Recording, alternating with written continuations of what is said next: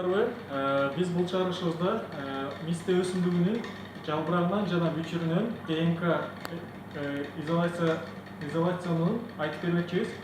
ДНК-сын өндүрүп алабыз кыскача. Ал үчүн биринчи биз минус 196 градус муздак болгон суюк азотту мондай пластик идиштерге куюп алабыз.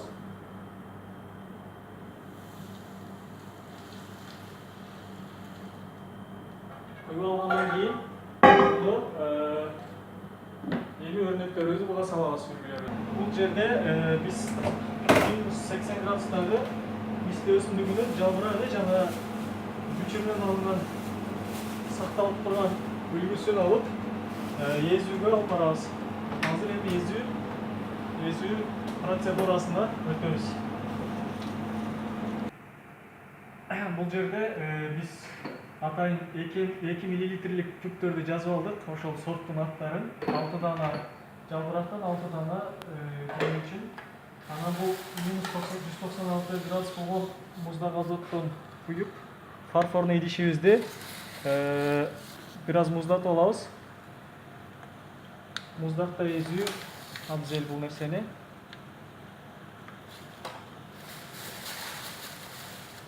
Жазыз болгон үлгүбүз Газиантеп шаарынан алынган. 4-октябрда жалбырак өрнөктөрүбүз мисте өсүмдүгүнүн жалбырактары.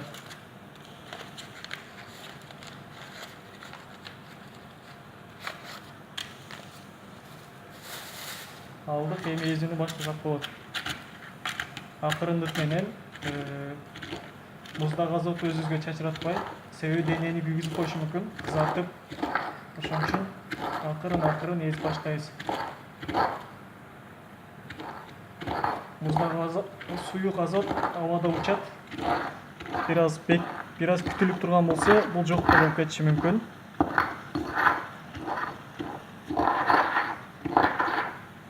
Эзебиз. Азыр бир тобун эзип койдук. Уже бул кумга окшоп, аябай кандай ун абалына келди. Жалбырак канчалык унга окшош майда бүркүкчүлөргө айланса, ошончолук ДНК жакшы чыгат деген сөз. Буларды эми биз могул 2 миллилитрлик түптөргө салсак болот. Буну атайын муздакка салып алабыз дагы.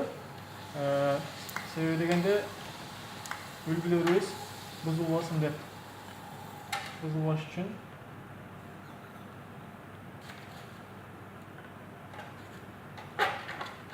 мындай жол тутабыз. Буларды буга оодарабыз эми.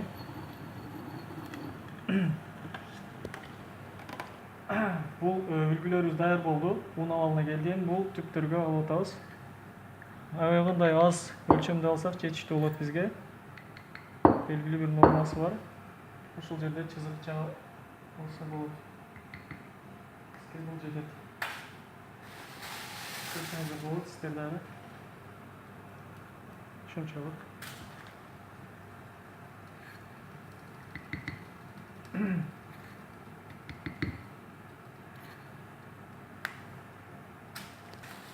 Бул жолу болсо бүчүр өрнөктөрүбүздү үлгүлөрүбүздөн коебуз.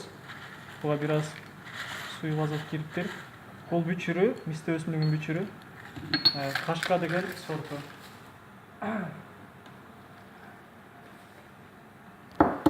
Анан мындай болуп үстүнөн жакшы акырын уруп, буларды сындырып майдалайбыз. Майдалап, болушунча буну дагы un абалына келтирүүгө аракет кылабыз. Бүчүрдү эзүү бир аз жалбырак караганда кыйыныраак.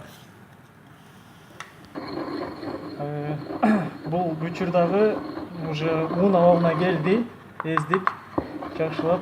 Эми буну кайра эле түпкө коебуз. Түптөргө коюп, анан стат деген химикатты үстүнө коебуз.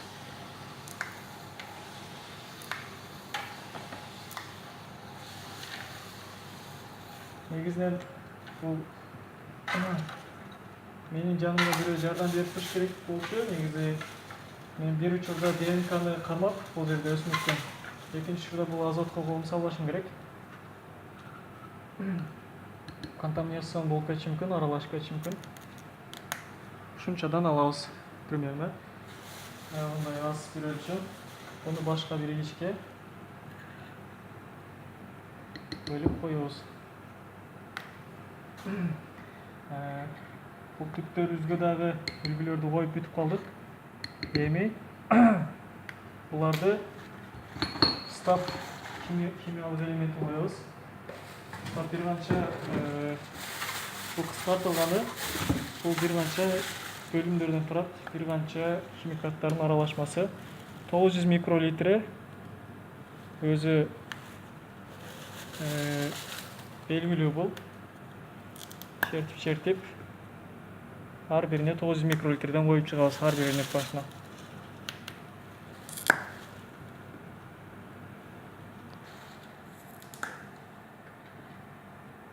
Мына ошентип жабырак жана өчүр өрнөктөрүнө стап коюу ашамасы бүттү. Көргөнүңүздөй.